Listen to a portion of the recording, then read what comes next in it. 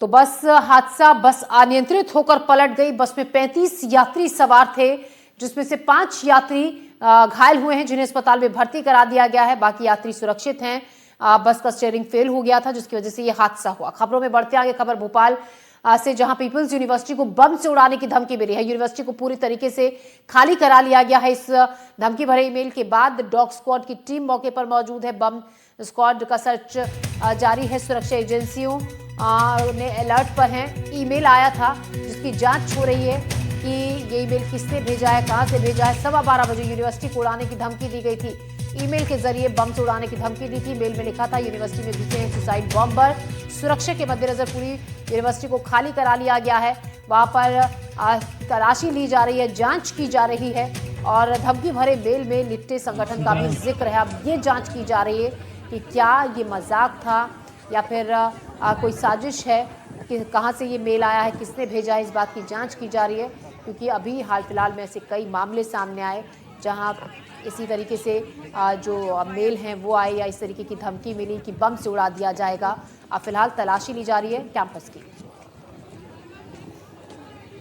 Check कर रहे हैं, मैनेजमेंट वाले खुद ही अंदर मौजूद है। डर की बात नहीं है, ऐसी डर फैला जा रहा है। छुट्टी कर दी गई है, ऐसा कुछ नहीं, मुझे पता नहीं है उसके बारे में। देखिए, पीपल्स यूनिवर्सिटी जिसको बम से उड़ाने की धमकी मिली और इस ईमेल में लिखा कि सुसाइड बॉम्बर यूनिवर्सिटी के अंदर घुसे हैं, जिसके बाद यूनिवर्सिटी को खाली करा लिया गया और वहां पर बम निरोधक दस्ता मौजूद है। डॉग स्क्वाड की टीम है जो वहां पर तलाशी कर रही है, जांच की जा रही है। ईमेल की जांच की जा रही है कि ये ईमेल कहां से आया है, किसने भेजा है, क्या ये किसी की शरारत थी, मजाक था या फिर कोई साजिश है। इसकी जांच की जा रही है, लेकिन अभी तक तलाशी में कुछ नहीं मिला है। सुरक्षा एजेंसियां अलर्ट हैं। पीपल्स यूनिवर्सिटी को बम से उड़ाने की धमकी मिली है। फिलहाल इसकी जांच की जा रही है। जो मेल आया है 12:15 बजे बम से उड़ाने की धमकी मिली थी पीपल्स यूनिवर्सिटी को, जिसके बाद पूरी यूनिवर्सिटी को खाली करा लिया गया और अब वहां पर तलाशी ली जा रही है, जांच की जा रही है। सुरक्षा एजेंसियां अलर्ट मोड पर हैं। पीपल्स यूनिवर्सिटी को एक मेल मिला 12:15 बजे कि बम से उड़ा दिया जाएगा यूनिवर्सिटी को। सुसाइड बॉम्बर यूनिवर्सिटी के अंदर घुसे हैं, जिसके बाद पूरी यूनिवर्सिटी को खाली करा लिया गया। वहां पर काफी गहमागहमी भी देखी गई। तस्वीरें आप को लगातार हम दिखा रहे हैं। वो मेल जिसमें ये लिखा था कि सुसाइड बॉम्बर अंदर घुसा है यूनिवर्सिटी के और बम से उड़ा दिया जाएगा पूरी यूनिवर्सिटी को, जिसके बाद पूरी यूनिवर्सिटी को खाली करा लिया गया। जांच की जा रही है। धमकी भरे मेल में लिट्टे संगठन का भी जिक्र है। यूनिवर्सिटी को खाली करा लिया गया। मेल में लिखा, यूनिवर्सिटी में सुसाइड बॉम्बर घुसे हैं। ईमेल के जरिए बम से उड़ाने की धमकी यूनिवर्सिटी को मिली। 12:15 बजे यूनिवर्सिटी को उड़ाने की धमकी भरी ईमेल मिली थी, जिसके बाद जांच की गई। अब जांच एजेंसियां, सुरक्षा एजेंसियां अलर्ट मोड पर हैं और ये चेक किया जा रहा है कि ये ईमेल कहां से आई है। इस ईमेल को किसी ने मजाक में भेजा है, अफवाह है, क्या है। इसी खबर पर ज्यादा जानकारी के साथ आकाश द्विवेदी हमारे संवाददाता हमारे साथ जुड़ रहे हैं। आकाश, कोई जानकारी मिली है, क्या पता चला है, क्या लिखा है मेल में, किसने भेजी, किस वक्त का ये पूरा मामला है? देखिए ये मेल किसी अज्ञात व्यक्ति द्वारा पीपल्स यूनिवर्सिटी प्रबंधन को आया था, लेकिन अभी फिलहाल पीपल्स यूनिवर्सिटी में स्थिति सामान्य हो गई। तस्वीर अब दिखाते हैं, जहां पर जो पेशेंट हैं, जो स्टाफ है, उन्हें बाकायदा एंट्री दी जा रही है। जो बाहर के वाहन हैं उनको बिना चेक किए नहीं जाने दिया जा रहा है। तस्वीरें पीपल्स यूनिवर्सिटी के बाहर की आप देख रहे हैं। एहतियात के तौर पर पुलिस की टीम अभी भी अंदर मौजूद है, ज्योति, और बॉम्ब स्क्वाड की टीम ने भी जांच पड़ताल की है। फिलहाल कुछ यहाँ पर इस तरीके की चीज़ें नहीं मिली हैं जिससे कोई खतरा हो सके, लेकिन जो मेल आया है उसमें कई तरीके की बातें लिखी हुई है, इसलिए एहतियात के तौर पर पूरे यूनिवर्सिटी में जांच की गई है। जो मेल मिला है उसमें दरअसल ये लिखा था कि आपके कॉलेज में साइनाइड पॉइजन वाले बम रखे गए हैं, जो दोपहर 12:15 पर ब्लास्ट करेंगे। और ये कहा गया है कि सुबह 11 बजे तक स्टूडेंट और डॉक्टर्स को निकालें। इसके साथ ही अल्लाह अकबर का जिक्र किया गया।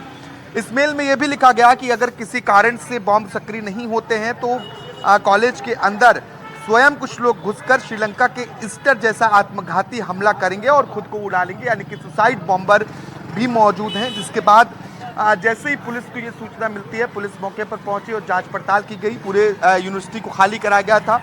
फिलहाल अभी यूनिवर्सिटी में सामान्य स्थिति देखने को मिल रही है और जो स्टूडेंट्स हैं, जो पीजी के छात्र हैं, इसके अलावा जो डॉक्टरेट्स करने वाले छात्र हैं, उन छात्रों को, डॉक्टरों को और अन्य स्टाफ को बाकायदा एंट्री दी जा रही है।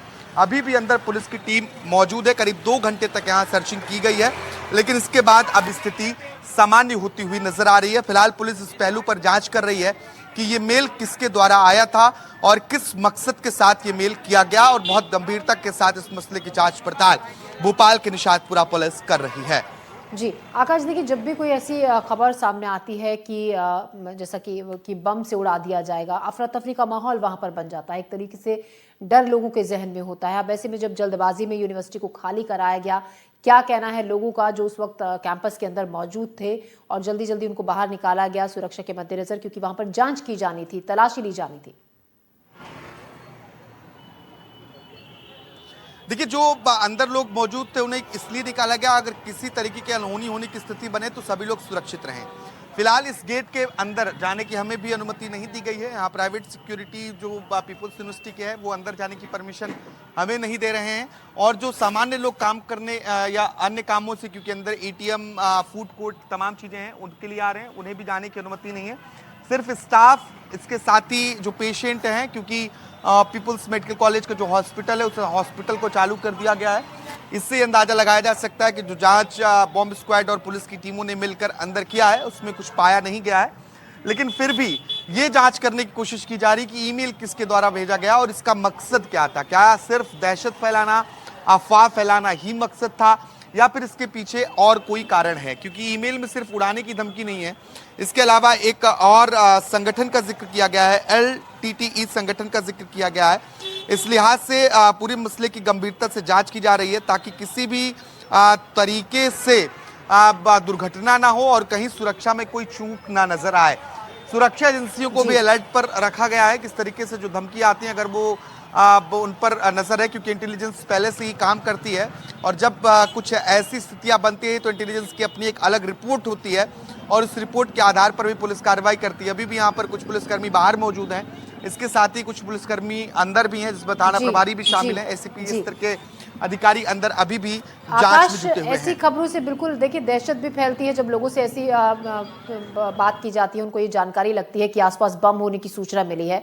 हम चाहेंगे, हम नहीं चाहते हैं कि ऐसी अफवाह फैले, लेकिन अगर संभव हो सके आसपास कुछ आपके ऐसे लोग हों तो आप कुछ लोगों से बातचीत कीजिए। जब उन्होंने ये सुना तो वहां पर किस तरीके का माहौल था, किस तरीके से उनको बाहर निकाला गया और अब वहां पर स्थिति अब धीरे धीरे शांत हो रही है। संभव है कुछ लोगों से बातचीत करना?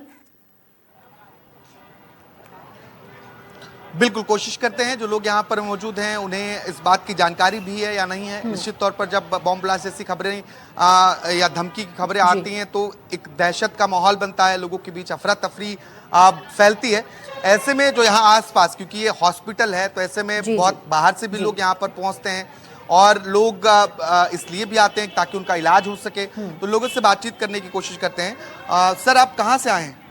सर, हम यहीं के हैं। यहीं के हैं? तो आपको पता था कि यहाँ पे कोई बॉम्ब ब्लास्ट की धमकी मिली है? नहीं सर, हमें नहीं पता। अच्छा, किस लिए आए थे आप लोग यहाँ पे? हम यहाँ यूनिवर्सिटी में इलेक्ट्रिशियन है। अच्छा, तो आप लोगों को जब बाहर निकाला गया तो क्या कह के बाहर निकाला गया? नहीं, ऐसा कुछ नहीं कहा था, बस आप थोड़ी देर के लिए बाहर हो जाइए, ऐसा और कुछ नहीं था। तो आप लोग सब कितने लोग लगभग उस वक्त अंदर रहे होंगे यूनिवर्सिटी में? नहीं, आते जा रहे थे और फिर जा रहे थे, ऐसे चल रहा था। तो कितने घंटे तक वहाँ लोगों को अलाउड नहीं किया गया, कुछ आइडिया आपको? 2-3 घंटे नहीं जाने। 2-3 घंटे तक जांच चली है। आप भी यहीं रहते हैं? हाँ, यहीं पे रहता हूँ। यूनिवर्सिटी में काम करते हैं, बाहर से आए? नहीं, पीडीए कॉलेज में काम करता हूँ। कितने बजे आप लोगों को बाहर निकाला गया और क्या कहा? 10:30 बजे पता चला था हमको कि यहाँ पे कुछ बम वगैरह रखा हुआ है, तो इसलिए हमको बाहर कर दिया गया था। फिर और कितने घंटे तक लोगों को अलाउ नहीं किया गया वहाँ पर? अभी तक तो इस बारे में कुछ नहीं बताया है। पेशेंट भी थे क्या उस वक्त अंदर? कुछ पेशेंट को भी बाहर किया गया? हाँ, पेशेंट भी थे ना, मगजी वो दांत वाली हॉस्पिटल है तो उसमें पेशेंट भी थे। पेशेंट को भी बाहर रखना पड़ा? हाँ, सबको बाहर कर दिया गया। करीब 2 से 3 घंटे तक जो यहाँ पर स्थितियाँ थी वो स्थितियाँ ये रही कि लोगों को बाहर किया गया। इस दौरान पूरी यूनिवर्सिटी में बॉम्ब स्क्वाड की टीम ने जांच पड़ताल की, इसके अलावा पुलिस के अधिकारियों ने निरीक्षण किया। जब इस बात से आश्वस्त हुए कि खतरा थोड़ा टला है तो इसके बाद अब लोगों की आवाजाही शुरू कर दी गई है।